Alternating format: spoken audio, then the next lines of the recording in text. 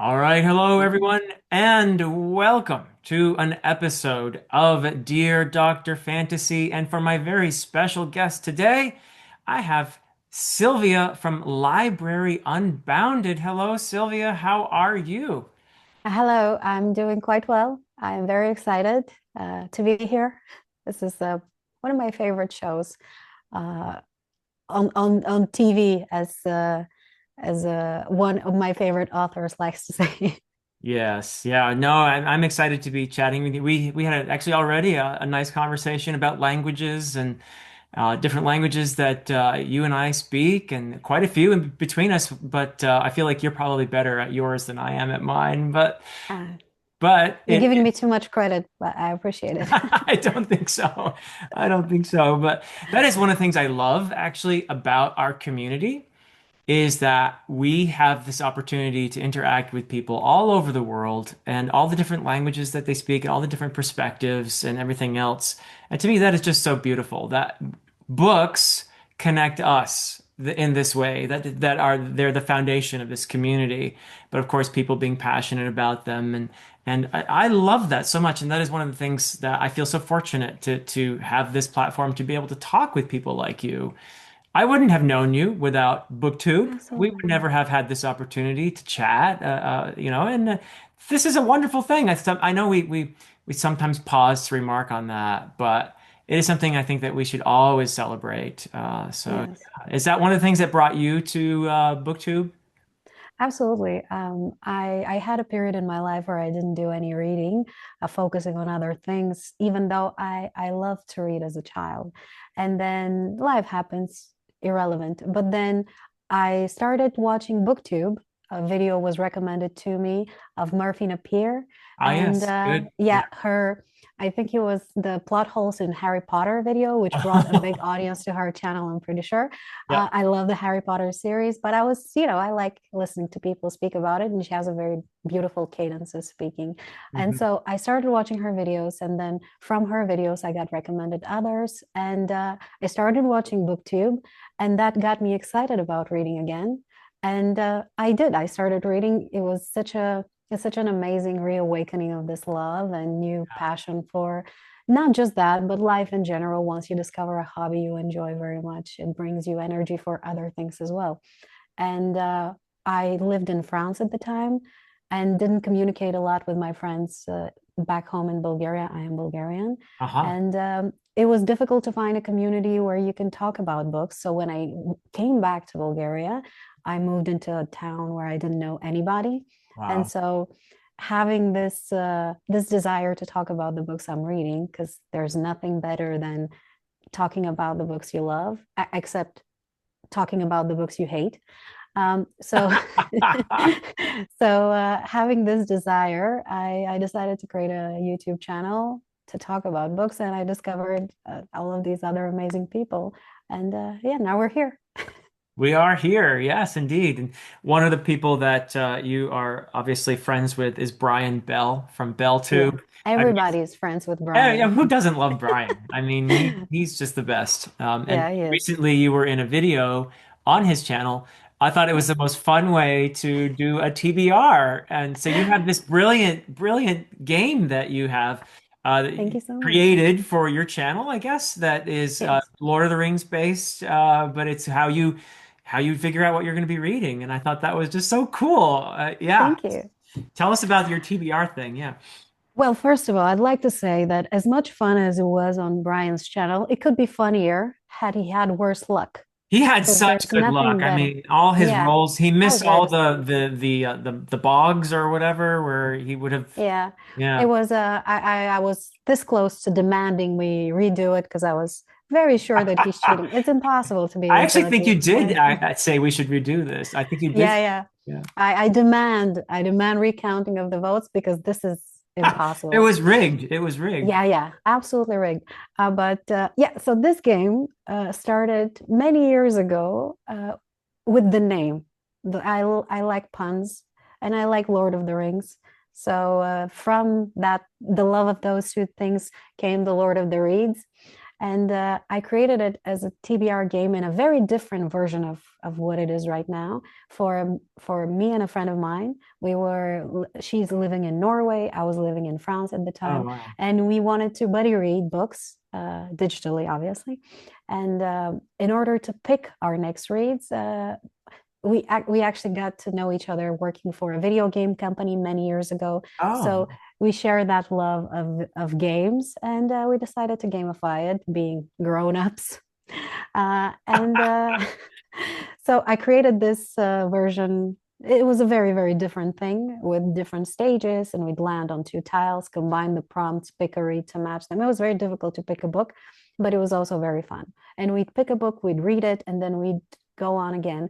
And the fun thing was that I was creating the stages and she hadn't seen them before. So it was a oh, surprise for her. And it was a fun thing we would do together.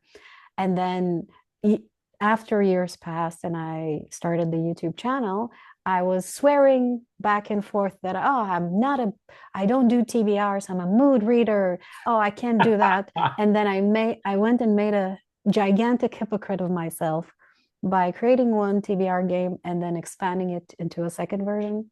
yeah, Uh, because I discovered that if I put a list that I must follow, must is a strong word, but you know what I mean. yeah. I actually am pretty good at following it. And it got me to read a lot of very different books from what I'm used to reading because I stuck with fantasy and sci-fi and classics for the longest time. Those are my comfort reads. And Right. then Good this choice. got me to read very, very different books that I would, kind of dismiss as a reflex generally because that's not for me. But turns out a lot of the things that we consider aren't for us are actually quite good for us. But yeah, the True. game came from the love of the Lord of the Rings, and in this most recent version of it, I have incorporated a bit of the lore. There are different prompt cards; all of them are related to different Lord of the Rings things from the universe. And then when I present the card, I usually put a little bit of the lore related to that, because who doesn't like fun facts? It's And a great that's pretty game. much it. Thank Yeah. you. Thank you. I love how you introduce a little bit of structure into your reading plans with this. Yeah. But as you said, it seems to be a tool to get you to go places you wouldn't have gone otherwise. Yeah. Right. So it's a little bit of a paradox there that you have structure in order to introduce more Yes. spontaneity into Yes. your reading, in a sense, right? I mean, Yes, absolutely. It's a spontaneous structure, yeah, just like the optional reads are mandatory. that seems like a pretty ideal tool, really, because I Thank think you. a Thank lot you. of people are always trying to. I hear people say, "Oh, I'm a mood reader," or "No, I do TBRs," and I think most people just sort of are somewhere in the middle, or just waffle and that kind of thing. Like myself, I consider myself usually to be a very planned person. But if you were I to could have never actually, tell. yeah, right. I can't tell. If you were to actually though look at when I actually did TBRs, I don't do them anymore. And the Why'd you stop? reason I stopped because I would go back and realize I didn't read half the things I said I was going to read. And Relatable. I covered myself by saying that these are highly aspirational Oh, TBR. yes. So It's a I pool always, of choices. yeah, something like that. So, and I realized, oh man, I'm really bad at doing what I say I'm going to do. So I better just stop saying I'm going to do it and do what I'm doing. But I also do think that having a certain, like right now, I'm going on a big, I just started a big read of Guy Gavriel Kay books. I'm going to read a bunch of his books, maybe all of them, who knows? But I haven't Yeah. decided like an order. I'm trying to keep it spontaneous and to that degree because I know I'm going to Yeah. do like a GGK book, maybe one a month or something. But I'm going to be spontaneous about which one I read the next, you know? So Yeah. there's a little Very bit of good. both in there, I Yes. guess, you know. It's a structured chaos as well. But I'm curious, when you say you're going to read Gabrielle Kay, do you not need a break between the books of the same person, or do you like to binge them all at I mean, once? I will definitely read other things in between those books. So it would be maximum one a month, and it might be, I may have a month or two here and there where I don't even read a Yeah. GTK book over the next couple years. But but I hope to get to the majority of his output. So It's yeah. a very interesting phenomenon I have discovered talking to different people about books recently, uh, because especially people that I've known since we were children, uh, being that we're now at the end of our lives, uh, we have very different reading habits. It turns out back in the day, most of us would pick a book slash an author that we love and then try to binge everything from them or binge the same series maniacally until we're done with it. And nowadays, I discover I need breaks between books from Uh-huh. the same series, books from the same author, even when I love them, especially when I love them for some reason. Hmm. I don't know why that is. Maybe to, oh, somebody said something very, very interesting to retain the good feeling. If I love the book, I want to Yeah. retain the good feeling from it. So I don't want to start a new one on the off chance that the author disappoints me. We That's are also, much more cynical nowadays, I guess. or it maybe part of us wants to just save something that we know we're going to savor Ah, to yes. enjoy. I have that thing. I have that thing with The Way of Eden, because I bought the book when it first came out more than 2 years ago now. I said, yeah, And then I 2023. still haven't picked it up because I like to look forward to it. Well, I'm glad that in your mind it's something that you can look I, forward to, you I know? am looking forward to it. Yeah. Yeah, we're actually planning a buddy read with some people around Oh, it, so how we'll see. cool. Okay. It's for January probably. Oh, I have no, I mean, if somebody's willing to pick up my book and give it a try whenever, I'm very grateful, you know. So that's How so did you how did you come up with I mean, obviously you read a lot of stories and ideas come to your mind, but how did you decide to just go for it? to write or to Yeah, publish or to both. publish, to publish. Oh, to Writing is one publish. thing, publishing is Yeah. different. Yeah, no, this was a long, long journey. I started writing the books in 2004 and finished the first draft of what's now book one and two by 2007. And it took me a little longer to, and I was working on it in these years too. But it took me a few years to get someone to agree to be an agent. I had an agent in at the end of 2011. Yeah. Basically, it was the beginning of 2012. It was the very end of 2011. So And just before the world ending as we know it in yes, 2012. yeah, Yes. back then, yeah. I mean, Mm. it's The world ended. hasn't ended yet. Yep.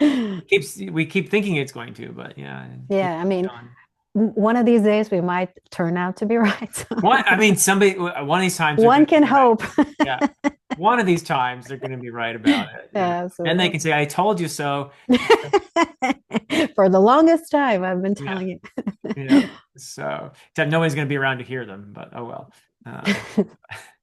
So anyway, yeah, I worked with this agent for actually a number of years because the agent was a very good agent, and the best agents are not going to just say, yeah, let me just go sell your book. They're going to say, in most cases, this is great, but I think we should work on this, and here's what I think you can do to make this better, you know. So I did work with that agent for a few more years before he finally made a pitch, and I, in the meantime, was working on the third book, and you know, so it was a long process. And finally, uh, I think my agent had done a pitch or two, and I subsequently we just sort of what happens is if it doesn't work out, they just put it to rest for a while, you know. And I worked on the books and kept working on the books. In fact, after I started the channel in 2020, I met AP Canavan, who Mm. is whose channel is A Critical Dragon, which probably most people know. He is my nemesis, but also uh, I hired him to be a developmental editor Oh, because I got a lovely. chance to work with another really smart person to help me make the books even better. So I can't remember exactly when I hired him. It was probably around 2021 or so. Worked on the trilogy even more for another couple of years, and then my agent agreed, let's do one more pitch, and that was in 2022 and early in 2022. And basically a year went by, and we hadn't even heard from any editors at the publishing houses. This is during COVID, so Yeah. It's a different time. during the pandemic, and this was already a problem in the publishing industry, but the pandemic really did make a lot of things worse. And I realized that after a year of waiting, and then finally hearing from the editors, "Oh, we got your pitch. We'll get back to you," and realizing too that they were looking for romantasy and cozy fantasy and that kind of thing. That's not what I'm writing. Realizing that, you know what, I think this is not going to work out. I think I probably should go for just self-publishing. The people who are writing the sort of thing I'm writing, a lot of them are trying self-publishing. So let me give it a shot. And I Yeah, talked to my agent. He actually was very encouraging, and he said, "Yeah, you should self-publish." So that was when I got serious about it and published in 2023. I was ready. I had 3 books ready to go, and I published yeah, all 3 of them that year. And I don't know, it was just something I felt I needed to do to have not necessarily legitimacy or anything like that, but to get your story out in the world and have people read it and respond to it, whatever the response might be. yeah. It's just a part of the process for me. And fortunately, some people have really enjoyed the books, and some have not. I have heard. I have so much FOMO about it. It's not even funny at this point. But it's very funny ironic in a lot of ways that I mean, I'm not a historian of literature in any way, shape, or form. So what I'm saying is mostly based on feels and anecdotal evidence. But romantasy started, or at least bloomed, in the self-publishing sphere because Mm, publishers weren't willing to put it out there because a lot of it was risque.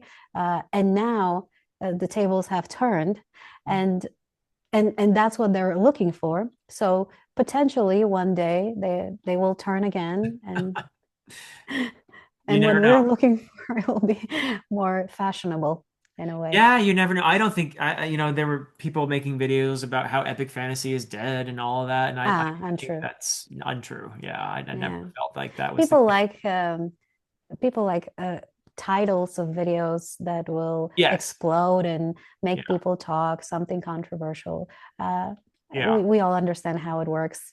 I mean, we do as content creators. Oh Uh, yeah, we and do influencer. influencers. Oh God, I hate that word God, even no. more. Um, Yeah. we do want. It's like me writing a book and wanting someone to read it. We do want people to watch our videos, right? Yeah. I mean, that's and I guess to what degree you make your video clickbaity or not. You do want to make a thumbnail that's going to attract people, right? So Yeah. I guess it's hard to blame somebody for, your my line for what is, clickbaity is not the same as somebody else's line, I No, guess. no, I've never blamed anyone for doing that. I find it funny.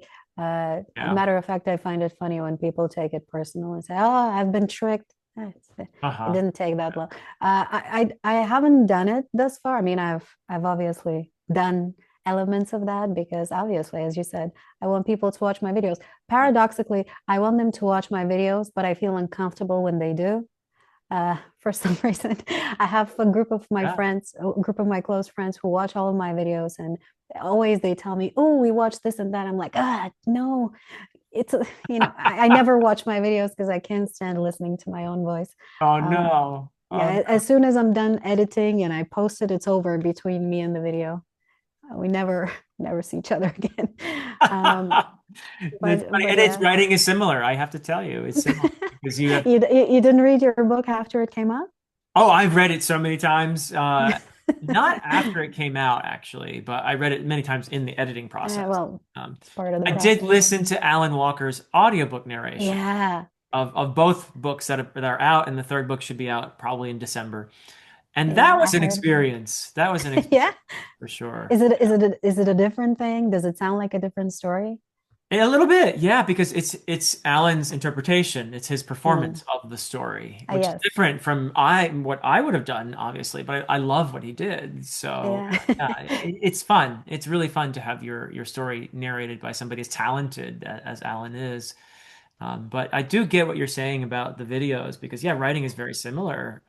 It's like you want people to read the story, but you're also like, oh, what if they hate it, and what if they think I'm terrible? There's that Yeah. voice in you as well. So yeah, it's putting yourself out there is a risk, but at the same time, it is a way to connect, and we connect over stories. And I feel like the story is So, alive when people are reading it and engaging with it. And it's yes. lovely when somebody really connects with it and feels like it resonates. And, people will some occasionally will say this book made me cry and it was so emotional and it, really, this really hit me. And you're like, wow, okay, then this thing that I had in my head that I tried my best to put on the page is actually transferred over to somebody else's mind. And there's Yeah. something miraculous and wonderful about that process, I think. Indeed. And we had a conversation with my mom about it recently. She's also an avid reader. Uh-huh. And we were talking about how, with the older we get, the more we're seeking unintentionally, in a way, sad books that are more sad, that contain more traumatic events for some reason, even though we're the way that we speak about it, books are a way to escape the difficulties, yet we are more impressed and seem to love more books that are sadder. And talking about it, it's reading through somebody else's thoughts on a sad subject, or experiencing a very sad event through a story in this way, is very cathartic, because if you can relate to it, that means that you're reading somebody else's thoughts. Somebody else thought of that, and you Yeah. share that, kind of ad hoc, but you share it, which means that it makes you feel less alone. Somebody else understands or gives you a different perspective. And this way, through sad or emotional stories, you get to connect to the rest of humanity. It's a beautiful experience. Yeah. So and this is from the point of view of consuming those stories. I Yeah. can't even imagine how awesome it must be, realizing that something emotional you put on page is speaking to other people. It's awesome. It's It's lovely. incredibly fulfilling. I mean, you probably have some idea of what it's like from making videos and having people respond to those videos in a way that's say, this is exactly how I feel, or this is, Yeah, enthusiastically and appreciatively. So you've experienced that, I think. It's very similar. yeah. So have you made videos, by the way, that you feel like, wow, this is the best thing I've ever made, and it gets out there and it's like, not so many views, or made some videos where you thought, okay, I just got to make a video and let's just get this junk out there, and then Yeah, no, no. you get all these views on it and everything. Uh, Isn't that You fun? know, I don't think I've ever made a video that I thought of as junk, get it out there. Because if I thought it was junk, I wouldn't put it out there, to be honest Oh, with you. I don't have a posting schedule. If you ever look through my videos, I yeah. post my TBR on the 50 for the month on the 15th of the same month, because I didn't have the time to edit it or any of that. I don't post videos at any cost. Not that I Good don't have idea. respect for people that can do it, because being able to stick to a schedule for videos is impressive to me. I'm Yeah. very much of a mood posting person. Though a lot of times I would make a video and I would think, oh, this is pretty good, though I don't want to watch it because cringe. But but I put it out there and it doesn't get a lot of views. But still, when I talked about it to a young friend of mine who has a TikTok channel, and she's much younger than I am. She's a friend of one of my nieces, and she's a lovely girl, very intelligent, very passionate about things, and she gets very emotional when the video doesn't do well, which Oh, to a person of my formidable age seems kind of funny. But I understand why that is. Again, when you're this young and when you put your effort into something, and you think it's only fair if it gets a lot of views, uh-huh. which in a fair world would be, but we know that the world is not like that. And Nope. we talked about it, and what I said to her is what I always say to myself if I start feeling disappointment that something didn't do too great. Imagine these 100 people that watch the video Yeah, sitting there listening to you speak. Isn't that so impressive? I mean, it when is. I started the channel, I didn't think I'd get more than 20 people watching. Uh-huh. I I'm still in shock that people willingly listen to my ramblings because I tend to ramble a lot, as can be seen. And and That's a good and I'm quality around here, though. We oh, like I thank you very much. Yes, yes. The one place where they appreciate it. So yeah, I mean, I've had videos. I made a video on Tress of the Emerald Sea is an uh, example that comes to mind where I put a lot of effort because I thought about it. I like to sit down with pen and paper and do theories and try to connect things, especially when you have a big world like the Cosmere. And I yeah. put a lot of effort into it, and I thought it was great, though I can't be sure because I didn't watch it afterwards. But I put it out there, and at the time, only like 100 people watched it or something Um, like that. And but that was like I don't know, a year and a half, 2 years ago. uh-huh. And somebody had put a comment under it, very kind comment, very kind people out there on BookTube, It's saying, true. this is so unfair that your video is not getting more views. I'm like, can you imagine me talking about this or irrelevant in real life subject? Because if I go try to talk to people about it in my real life, they think I'm insane. So it's having 100 people watching it and Mm, paying attention to what I have to say. It's like it's awesome. I mean, how cool is it to be able to do that? And it really I'm happy when I get a lot of views, but I don't think I've ever gotten upset that I don't, because it doesn't matter. It's this is a hobby, and yeah. I'm happy that I get to share it with people. And to be honest with you, I was much more distressed in a way. And sorry for the air quotes. I've picked up this habit from the younglings around me, but but I've put this video about publishing in general, but more specifically about one more recent Sanderson book that I didn't think was of good enough quality. And I laid my argument, and I thought it was a good video. And then many thousands of people watched it. And when I started seeing that it's exploding in a way, even though it's not really that big of a deal, 40,000 people, Yeah. uh, I got a little not scared, but kind of distressed. I was like, I don't want that many people to watch it. A little bit of It's anxiety, maybe. yeah, yeah. Yeah. I'm not sure that I want that kind of large audience. Not that I don't appreciate it. Yeah. I don't think I'm prepared for something like this. So I'm happy with how things are. Uh-huh. I love your attitude toward your channel and your Thank videos. I think it's really healthy, actually, that you seem the to one healthy thing about me.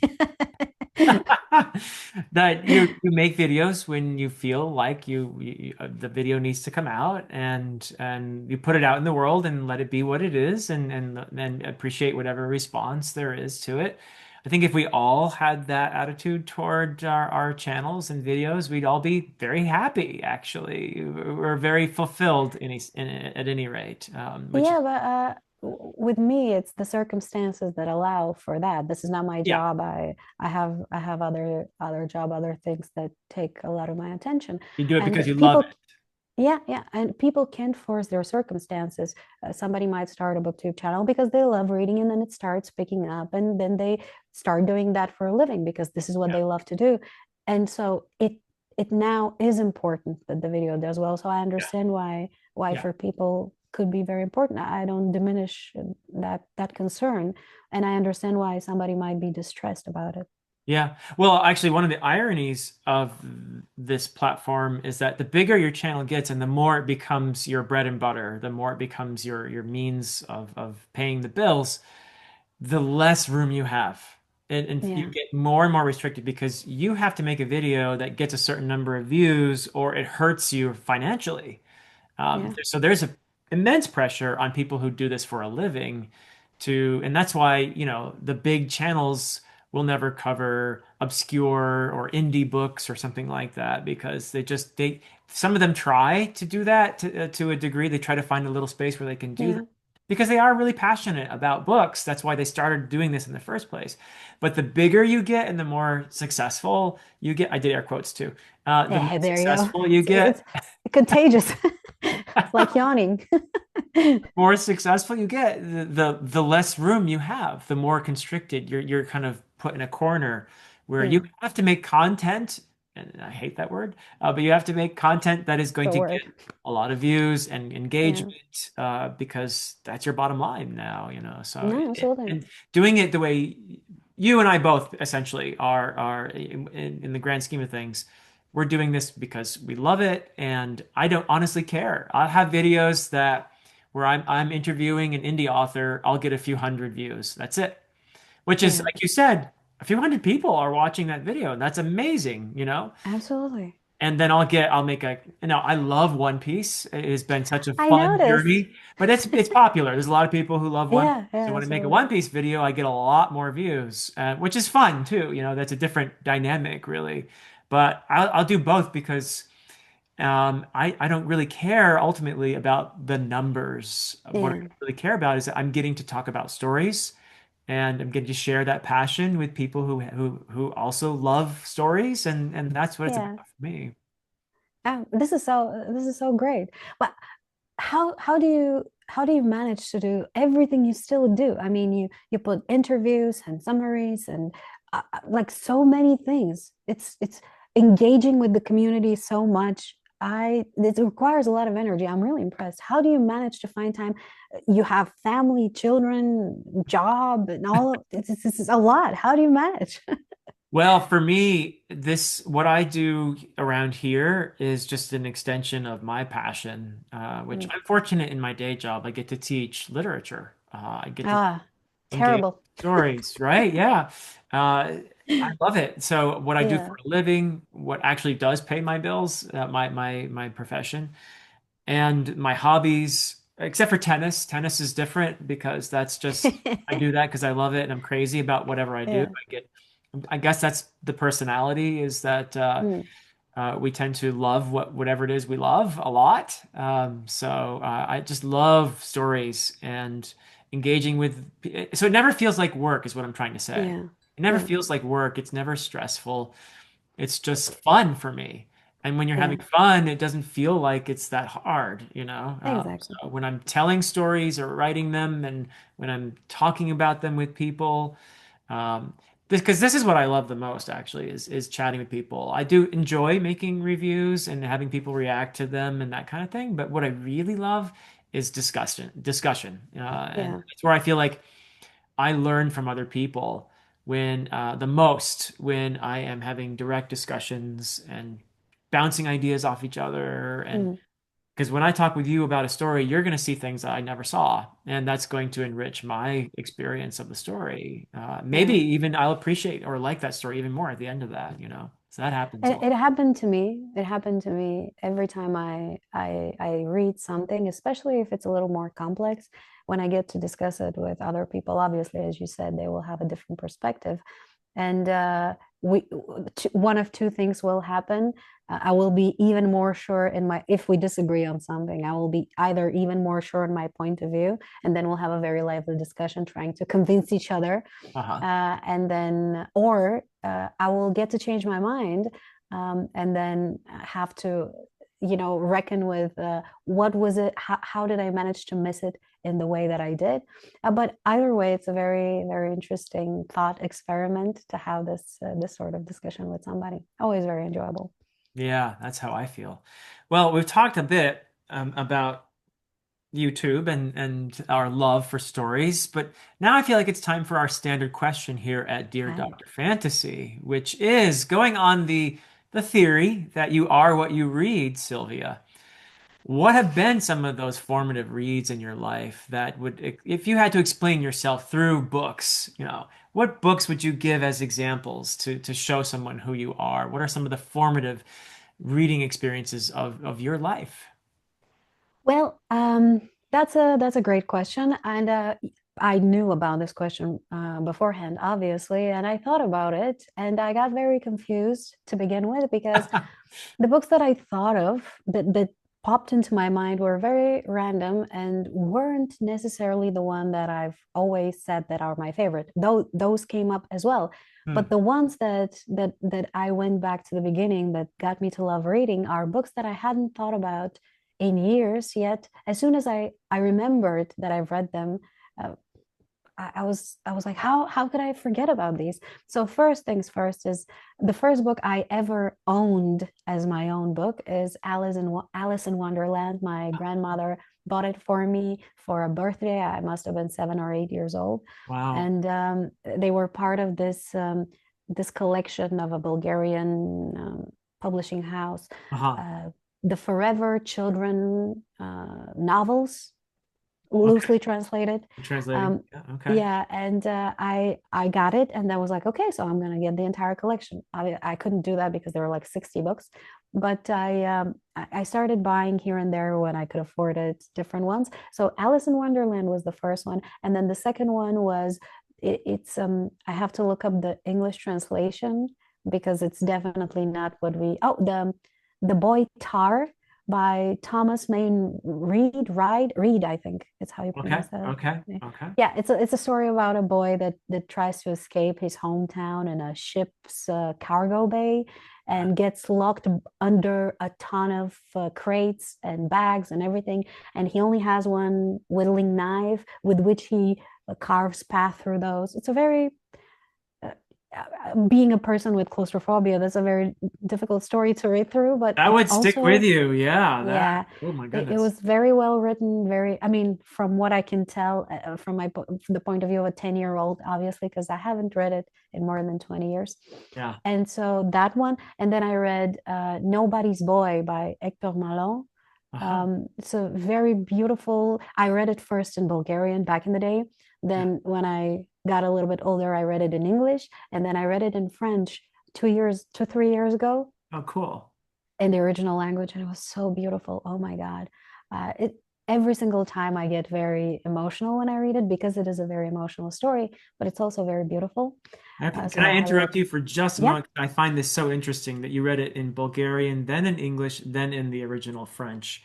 yes, Do you think the language you read it in influenced the way you received the story? Was that, I mean, because I don't think you can actually ever read a translation and it be the same story. You know, I've translated absolutely. quite a few things myself, and I love translation as an exercise, but I feel like it's one of these things that's a beautiful but ultimately futile endeavor. Something is always lost Yeah, because the languages and the culture that created and changed them are different.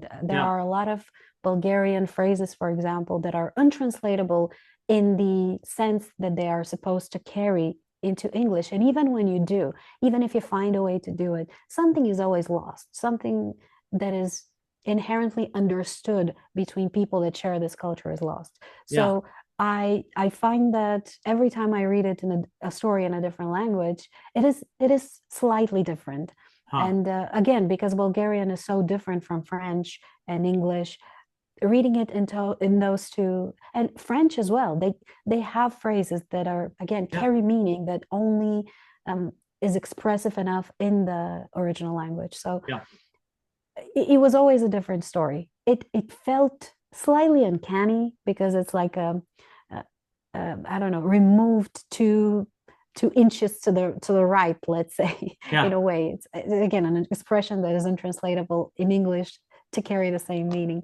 yeah. So it's always the same beautiful story, but something is always maybe not lost, but transformed. Okay, I And like that. Yeah. so Yeah. it's the same with another favorite book of mine, The Little Prince Oh by yes, Petit Exupery. Prince. Yeah. Beautiful, beautiful story. The first time I read it, I was like, I don't know, 11 years old. It was a required reading in middle school, Hmm. which I would argue that this is ridiculous to do because even though it could be a funny story for children, they could so much allegory can never be understood at this young age. And if it can be, it would be very impressive. But I read it back then and I remember I thought it was the stupidest thing I've ever seen. And then Ha. several years later, in my late teens, maybe I read it again, and then I got the meaning. I thought, oh my God, this is amazing. And then later on, I read it again, and the older I get, the more things start to pop up in my mind. I Hmm. mean, the book is such that it gives you what you already have in your head. The interpretation can be very different. but I love it, and I've read it in Bulgarian, in English, and in French. Okay. And every time, especially once you read it in French, it's not that you won't love it as much in the translations. They are beautiful translations and work Yeah. perfectly for what they're doing. But I'm going to start sounding like French people and say that, it's never as good as when it's in French. Yeah. No, that's fascinating to me. And maybe it's more than getting just an impression of the story when you're reading a translation. So we'll give that much credit to translators and translations. But as you say, I think that there are certain things that you just cannot convey. That one word substituting for another does not convey the full connotations of the original. And there's nothing you can do about that as a No, translator. You're getting tugged one way or another all the time.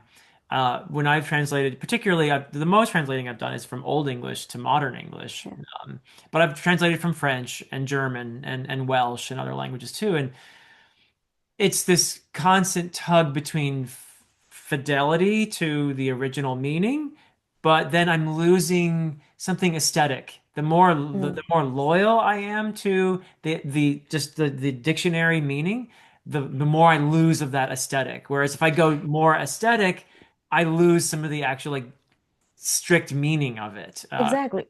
But Yeah, because the adhering to the literal, um, as you said, the fidelity to the original text, the meaning behind these words is now different. yeah, The cultural sensibilities have changed in a lot of ways, and if you yeah, want to convey the feel and the words behind the words, as we say, it's necessary to do a change. And it must be very, I can't even imagine how difficult it is for, trying to retain respect for the text, and yeah, at the same time trying to make it mean the same thing as it did, yeah, or I don't know, like, to carry the meaning in a way. But exactly. from all of those languages that you've translated from, which one would you say is the most difficult to adapt to the English language, And it's going to sound weird, but so to probably speak? Old English. Yeah. And that's How mainly come? because there's a historical context that Yeah. and it may be also because that's the one I'm most intimately familiar with, that I've done the most of. Mm, So, but I also feel like there's historical context that is missing for most people today. And there are certain words that have a, a resonance in Old English. Like mm, just to give a simple example, there's like uh, a kenning such as ring giver. Okay. yeah. If I just translate that ring giver, people are going to think, okay, so somebody gave rings. Okay, big deal. But within the context of Old English, a ring giver is one's lord, is one's, king, Oh, and it's a kenning for lord or yeah. king or what have you. See, I didn't know But that. there is so much cultural context in that because one's lord is the one who provides for one, who gives one a space to live in, who gives one meaning, in fact, because Yeah. your whole identity is in those days, much more so than today, a product of your group that you belong to, your Yeah. tribe, your kingdom. Your identity rests so much on that, and your loyalty to your king defines you in so many ways that Hmm. just don't have a similar, a feeling today of that Yeah. in modern culture. So ring giver has all these layers of connotations of feeling of just it's such a rich word or kenning in Old English. And I would have to write a whole paragraph just to explain all that, in a footnote or something to try to even start to get the importance of that across to a modern reader. And you Yeah. just you can't do it. I mean, you're going to No. lose so much. Yeah, you break the pacing, you break everything. So Yeah, I can't, yeah, I mean, you have to substitute the word for something. Hmm. of a Yeah. similar meaning, because otherwise it's just, as you said, it's going to lose. I didn't know that. But even for words that have slightly changed their meaning through Yeah. time, like we were discussing, I forgot with whom recently, about the word pathetic, how, Uh-huh. because I was reading, we were buddy reading a classic, and we ran into the word pathetic, and she was like, okay, but like, why would you insult them in that way? Uh-huh. And I was like, the author wasn't insulting them.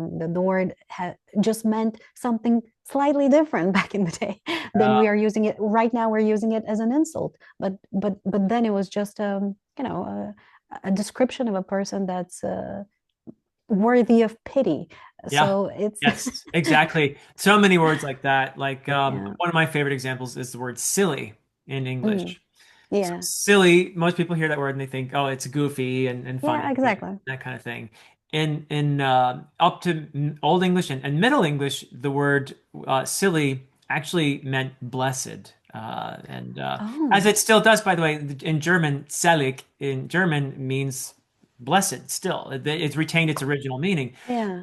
So that they would talk about the silly Virgin Mary or something like that in Middle English, Okay. I can which see where the confusion comes. yeah, yeah. But then it meant blessed, and you could see where Yeah, though, if somebody is blessed, that they're also perhaps innocent, and if they're yeah, innocent, then they're probably naive, and if they're naive, yeah. you can see where the change happens, So right? yeah, exactly. Time. Oh my God, this is so silly. I love Yeah, it. right, isn't it? Yeah. So, but we The language is so interrupted your amazing. reading journey. We got off We on a did? Oh my God, yeah. I yeah. forgot about that entirely. Uh, so yeah, I don't know. So yeah, there was that. There was The Little Prince. That's a very formative book for me. I still read it every year on the 31st of December, if I Hmm. can do it on the beach because I live in a seaside town. Oh, And then it's just a thing that I love doing. And then there was Harry Potter. I think a lot of okay, us have gone okay, through that. yeah, It was one of the things that I still reread every year. The last book from the series, not so much the earlier ones. I okay. still reread them every now and then, but this is one that it's not December if I don't reread that book. Oh, And then obviously there was a Game of Thrones. I just recently joked that I'm always trying to imply that I'm very cool because I read it before it was modern. uh-huh. I managed to find it in a library Huh. here, and I went and I picked it up, and I was fascinated. Even in Bulgarian, it's very impressive. Okay, The translation okay. is very good. So that was one that I loved and still do and still reread, sadly. And then Because it's probably never going to be finished, you mean? yeah, yeah. I Yeah. mean, we have to be realistic about these things, and Yeah. I To quote understand that. Logan from First Law. Yeah. Yeah, exactly. Oh my God, lovely. See how we have an understanding as people who read. I love that. We do. Yeah. And we use the phrase from a person from one grimdark book about another grimdark series. We're speaking the same language here, Yes, Sylvia. yeah, so many Yeah. layers. Yeah. Um, but yeah, that's one that I absolutely love. And then we're gonna skip a few years because I love classics, always did. Jane Austen. I've said for years that she's my favorite author until 2 years ago, maybe, when I realized that I had only read the one book from her, Uh-huh. Pride and Prejudice, obviously. I had read it 10 times, Great book. It's a great but book. yeah, absolutely. One of the best opening sentences in literature, I will Uh-huh. argue. Uh-huh. And then I love Mark Twain. I've loved his books. And it's funny how he's very critical of her generally, from what I know. But I love both of them. And then a few years passed, and then maybe 2018 was it? Maybe 2018. I had I had been looking for a new hobby, something to. I work very hard. My job is very intense, and it's on a computer 10 hours a day. At the time, it was that much. I was working as a director of a technical department in a company. It was very draining, just Yeah. like a lot of jobs. I'm not trying to imply by any means that 10-hour it's days the are most long though. difficult. Yeah. Yeah. Yeah, a lot of those. And I was looking for something, as I said, to give me energy. And this is when Murphy's video got, was it then? maybe 2019 was the year. I don't remember anymore exactly, but I saw her video and then I started watching booktube and I was like, reading was fun. Maybe I can do that again. And I started collecting books before I started reading books in preparation for for the big reading. And then I discovered Sanderson. Aha. Not, yeah, obviously he was a big talk back then and still is. He's a very prolific writer, and I heard about a lot of his books. Mistborn was very much on everybody's mind at the time, Yeah. and so I decided to start from the first book that he had published because I'd heard that it's not as good as the other ones. But I read Elantris and I loved it. Okay. I found the mystery very compelling. Mm, and being that I hadn't read anything almost except for rereading my favorites over and over again for many years, that was I was very easily impressed. Yeah. I loved it, and I started reading his books, binge reading his books, the Mistborn series, and the Warbreaker, everything after that that I could find, and then I hit The Way of Kings, and that is a book that I can tell is very formative for me. And still, I reread it constantly, and I love it, and I quote it, and I would say that's one of my favorites. So these are books that I can say were very formative for me. There are a lot of others that I love, but these are the ones that have kind of defined my reader journey in a lot of Yeah. ways. I have to give Brandon Sanderson credit Yeah, because he is deserves perhaps it. the most mentioned author on this show. When I ask people this question about their reading journeys, Yeah, so many of them, well, Harry Potter is probably the most common for, well, when I was a kid, this is what yeah, I loved. And then I went to college and I had to work and I stopped reading for pleasure. yeah, And then somebody told me about Brandon Sanderson. And then, boom, I got back into reading. I have to give the guy credit. He's brought a lot yeah, of people back into reading. Of yeah, course, you were at a time in your life when you were ready for that too, right? I absolutely, mean, you have to, absolutely. it has to come from within as well. But I feel like Sanderson is an author who comes up a lot for people who He's a that big one who, gateway back to reading. yeah, who reignited the spark for the Yeah, love yeah. of reading for a lot of people. So, Yeah, I can't show enough gratitude for that. The guy has done a lot for me personally without mhm. knowing it. He has done a lot, and I very much appreciate it. I am critical of some of his works, obviously, but Yeah, that doesn't mean that I don't still love what he's done, and I will always have a lot of respect for him for that. So yeah, it was a those are some very formative things, and I think what I really like nowadays, that a lot of people are critical of, but I think we should look at the positive side more so than the negative, that reading is becoming popular in a way. The reading aesthetic, a lot of people are attracted to that. And yeah, so while I do agree with a lot of people who say that, it's more performative than anything else, I think that obvious you can't have only good things with everything. I still think that popularizing reading, bringing people, making it cool in a lot of ways, is hmm bringing a lot of people back to it. And reading is good for you, so I'm happy that a lot of people are discovering it. I'm seeing a lot of people around me that have never been readers, that had not read a single book like from end to end in their entire life, sure. starting to read, starting to look for ways to read more. hmm I love that. I'm so happy to see that. Yeah, I'm very fortunate again in my day job in that I Yeah, get to encounter people who will tell me, yeah, I've never read a book, but reading short stories and stuff this semester, I feel like I may want to actually do some more reading, and that makes me more happy than they can ever yeah, even realize. It's just that's why I'm here. That gets me up at the next day to keep doing this thing. yeah. Yeah, So being a yeah. part of something so beautiful and Mhm. knowing that you're doing something nice for people because your job, you're contributing to people being better, doing better. It's awesome. It's Trying, so amazing. trying, yeah. Yeah. It's not always Well, easy. one can only try. Yeah. I mean, we do, it's funny because I feel the same way you do.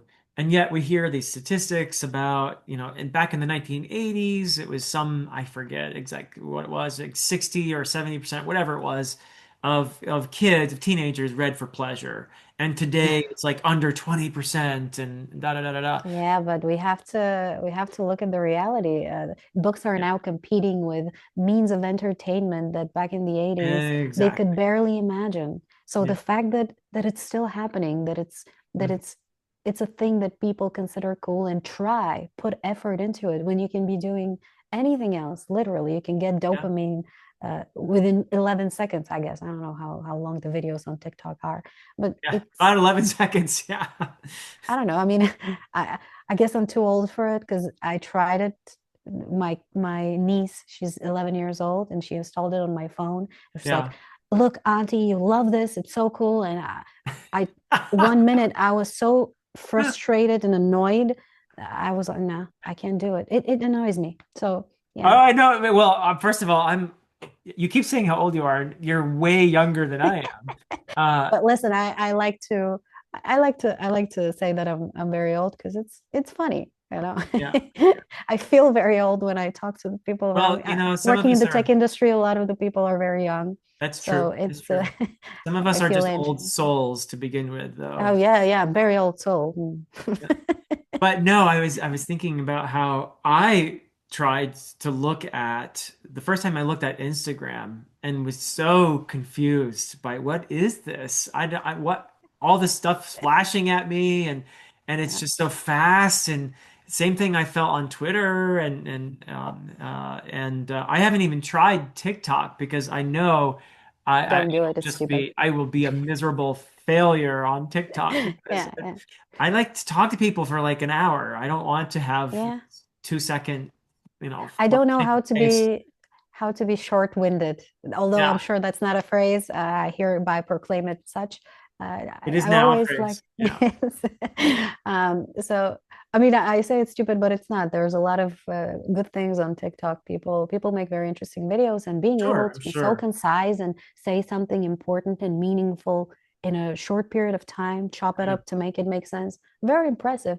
It's just not a thing that I can enjoy because I hate things that I don't know. I guess it doesn't work with my brain in a way. Uh, yeah, so I'm not better than anybody. I just don't enjoy it. But yeah, I see TikTok is also popularized reading in a lot of ways. So yeah. here's this competing media That's a win. making it possible for people to and you know we can all debate what is a valuable read and not. I try not to make conclusions about any of this. I'm just happy that people are reading again, and as we said, that is all possible in this day and age to do it when you can be doing literally so many other easier, funnier things. Yeah, no, I agree. And it is, I do think that if you're only talking about like your favorite 10 books in 30 seconds, it's going to be superficial. You're not be able to go very deep into why these are great books. Whereas if you make even a half hour video, which again is not really that much, but I have had people comment on these videos I make about my favorite books or whatever, and it's like, you're talking too much. Just tell us what they are. And How I dare you talk assume, too much? I assume they're younger people who are Yeah, making these most comments, likely. who want like a TikTok type experience. Yeah. Now, But I mean, I also understand that we're not all very patient, and sometimes, I mean, people have told me that I should be droning less. Somebody literally said that, oh my and goodness, I took it. I took the advice. I mean, I know that I speak a lot. I also tend to say the same thing over and over again, which has probably been already seen in this video. I don't think so. So every time I make videos, when I see that the video goes over the 15th minute mark, I Huh. am sure that somebody's going to be annoyed with me. But you know, you can always watch it on a faster speed, not watch all of it. It's fine, you know. Not everything is for everybody. It's what I provide, and if people don't enjoy it, I understand, and Yeah. I accept it. Yeah. Well, I mean, the long form content has a place. There are people who actually Yeah, want your deeper thoughts and that sort of thing. But and they better because they're getting them. yeah. That no way around So, it. what are you excited about now? What are you in terms of your reading? What are you reading at this moment, or what have you got your eyes on, perhaps Well, in the future? I have so many things that I have my eye on. I no longer say TBR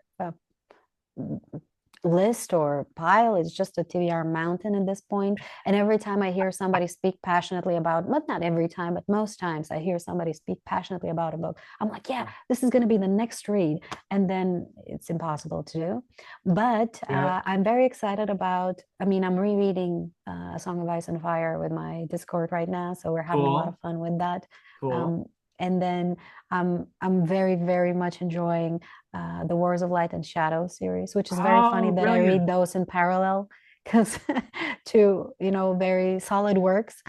They're Well, different in tone yes, and very, very. what's being explored in some ways, but yeah, Mm, I'm on books. I've read seven of the books, yeah. and Funnily enough, the first time I watched the video about it was your discussion with Joanna and oh, what was the name of with the AP. gentleman? Yeah, it was the first time I watched it, and it's very very nice to see people discuss it because I usually don't watch discussions of books before I read them, be they spoilery or spoiler free. I don't want to be influenced. But Uh, after I read it and I watched it, I was like, yeah, a lot of things I agree, some things I disagreed, but generally it's so nice to see people have this level of discussion about a book. yeah, It's well, and Wars very of Light and very rare. Shadow, that is a series Yeah. that is conducive to really Mm, be, yeah. thought-provoking, long discussions. I mean, Debate provoking as well. It's yes, debate-provoking. I mean, those are the series that I love the most. I love yeah, absolutely. Malazan, Wars of Light and Shadow, Robin Hobb's Realm of the Elderlings. These are Mm, the series that, for me, that's what I love yeah, because I they they love I love they this. inspire so much thought and there's so much depth and beauty and wonder and trauma Mm, and all of that too for sure, for in sure. these I classify the books from often classify the books from the Wars of Light and Shadow series as a an enjoyable frustration, uh-huh. because a lot of the things that happen are very unfair, and you're like so frustrated. Oh, how do you not see it? Why is this? But at the same time, I kind of enjoy it, and it's a very masochistic experience in a lot of ways. But I mean, that's life, it's fun. isn't it? Yeah, I mean, it's a yeah, reflection absolutely. of, on some level of life, even though it's a Yeah, magical world. And there's magic in our own world, and I think these books can help us see that in a sense. absolutely. All this being able to create this kind of story, like I have never had aspirations about reading this sort of tall. It seems like a lot of work, but when somebody is able to put a story that's going to connect with people on such a deep level, Yeah. just words on page, and you will run your eyes through them, and your mind will conjure images, and you will feel like you've been in this world and lived in it, and everybody is going to create their own version of it to an extent, but you have this shared experience of something that you dreamed in a way. It's magic. I can't describe it in any other way. It's a very beautiful experience. Yeah. And speaking of books that we're excited about, I'm just looking right there. I have the Book of the New Sun by Gene Wolfe. Ah, okay. Yeah. My God, I've talked to a lot of people about it because I've tried to get a lot of people to read it, and I managed to get some people to read it, and a lot of them have been very into it. And it's the first time in my life where I read a book where I don't care about the characters at all. And I've that's said good that, because I don't feel like yeah, they're the reason for this story. no. Yeah. No, I was saying I think to Joanna that they can be replaced by rocks, or he can kill them off on the next page, all of them. And I would not care one bit Yeah. because the world and what the mysteries that he set into them are so immersive to me. I'm just so fascinated that I could not care about these people at all. I mean, I feel like the lens we're getting the story through is not Mm, conducive to us really caring about them. no, Getting Severian is telling us the story, and there's a lack of emotional attachment yeah, exactly. there, which is not why a lot of people read. There are a lot of people are I'm character first, but this is I not am that kind of person. this is idea first. This is Yeah, I mean, for me, the fascinating thing about Book of the New Sun would be the layers of symbolism to yeah. Oh this. my God. just layer Phenomenal. upon layer. And this guy was thinking, so many layers deep that Yeah. you could probably reread it a number of times and still see new things. And it's an intellectual experience more than an emotional Hmm. for me, Yeah. which is fascinating, Yeah. but it's I'm different. just battling the mystery on every page and trying to untangle it and figure out what am I missing here, and you know trying to paint the picture of what is Yeah. going on. And Yeah. even I was calling a friend of mine a few days ago because he had just finished the book, and he's the kind of person that can find something to complain about in every book he's ever read. Huh. And we were talking, he was like, oh my god, this is so cool. And I was like, did you figure out what the Citadel is? I mean, I'm not sure I figured it out yet, but I have an idea Yeah. based on clues that I have gathered, and I have put them on page, underlined them, this plus this, it's probably this. And he was like, wait, no, I didn't even think about it. And he started rereading it again. So Wow. You could put one it's, of those like those big like you have different notes and clues put on yeah, the wall and like the strings going from it's a here to murder there. board, but about the Book of the New Sun. Yeah, yeah. Yeah. So yeah, but I'm also a character first reader, generally speaking. Uh-huh. So I tend to dislike books where I can't connect to the characters. Yet in this case, it's a completely different experience. So I was fascinated. I'm really happy that that's the case. Yeah. And another one that I'm very excited to pick up again next month is a very big surprise to me. It's the Locked Tomb series by Tamsin Muir. Oh, It's okay. Okay. Yeah. Gideon the Ninth and Harrow the Ninth, and Yeah. now I forgot the third one. I was so surprised by the series. I had completely different expectations from it, Huh. based on words that I've heard by people and the marketing that I've seen and the cover of the book, strangely. And then when I opened it, it's a very interesting experience. The first book, again, surprised me mostly because I did not expect it to be what it was, but also has a very eerie tone and theme of decay through it that Uh-huh. is that was very interesting to me. And then the second one was such a big surprise because it's weird. I don't know how to describe it in a different way, and Huh. it gave me a similar feeling to the Book of the New Sun, Okay. except I care about the characters in this Uh-huh. one, Uh-huh. but it's also one of the very few books in my life written in second person point of view that I've Oh, actually interesting. enjoyed. So yeah, weird in a lot of ways, and that's the smallest of them. So it, very excited about it, very surprised. Cool. Yeah. The book that I always, or the trilogy I always think of, is the Broken Earth trilogy. And when people talk Yeah, about second I person, have it on my bookshelf. oh, One of okay. the ones I'm looking forward to in perpetuity. Yeah, yeah. I love that trilogy. I think it's brilliant. And there's so much, I don't want to say too much about that second person perspective because Mm, it's something that someone should experience themselves. But I'll just say briefly that I appreciated it more and more as the story progressed, and I didn't yes, fully grasp how brilliant it was until really I finished the trilogy. So yeah, yeah. It's it's a stylistic choice that if one makes, one must justify it's properly hard to because it's a pull very off. uncomfortable Yeah, experience. it is. Yeah, Yeah. yeah. It is not a natural fit, I think, because we're not used No, to it. Yeah. no. And then, as you said, same. I mean, as I said, I'm very much looking forward to the Broken Earth trilogy. I have it. I've been having it. I'm planning on reading it one day, but it has to be a special moment.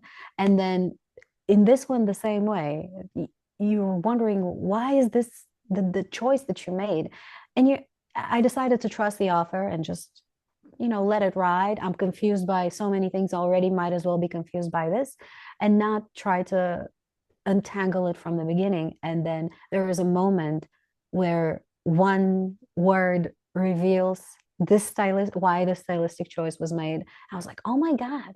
It was it was so mind-blowing. I wanted to talk to somebody. I had to get up and walk around the room because it was this good.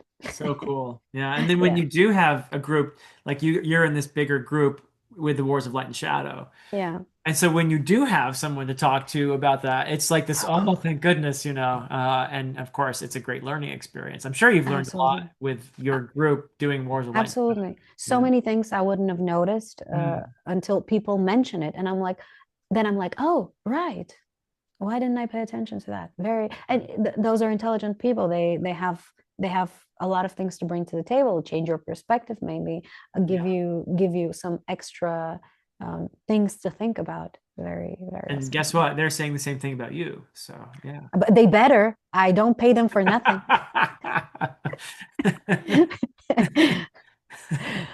So, oh, Very, that's very nice people. fantastic. That is so fantastic. I'm really happy that I got this chance to chat with you and these shared passions, the enthusiasm for not only reading, but for sharing our journeys with other people. That really makes it all so meaningful, doesn't it? Yeah, absolutely. I would like to thank you for this opportunity because I told you off camera, but I can't express it enough. I'm such a huge fan of yours. For years, I've been watching your videos, which you would never have known because I never comment on anything. But I just being here talking to you, especially after seeing so many very intelligent, very impressive people be on this channel, I feel so honored. Thank you. This is a dream come true. Well, I feel actually very fortunate and honored in the guests that I've been able to speak with, and that includes you, Sylvia. So thank you so much. Thank you so And much. thank you to everybody for watching us. But that is it for us for now. Until next time.